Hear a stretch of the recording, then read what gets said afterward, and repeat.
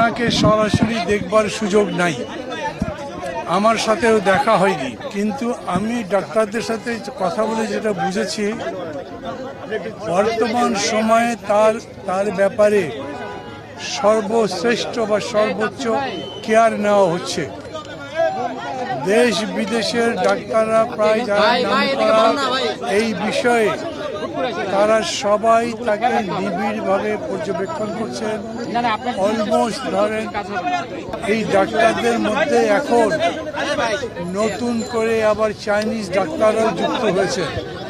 জন হপকিন্সের professor দু একজন আছেন, সবাই মিলে দেখবার পরে তারা আমাকে যা বলেছেন তা হচ্ছে যেই সংবাদে সবার মধ্যে উদ্বেগ সৃষ্টি হয়েছিল, পরিস্থিতি তার চাইতে কোনো রকম অবনতি হয়নি।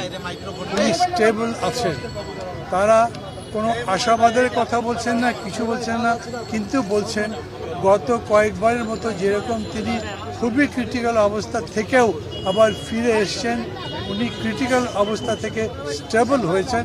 ভবিষ্যতের জন্য দোয়া করবেন আপনারা। ওনারা আমাকে বললেন আপনি পারলে আপনার যদি মিডিয়া জিজ্ঞেস করে তাদের মাধ্যমে দেশবাসীকে বলবেন দোয়া করতে। উনি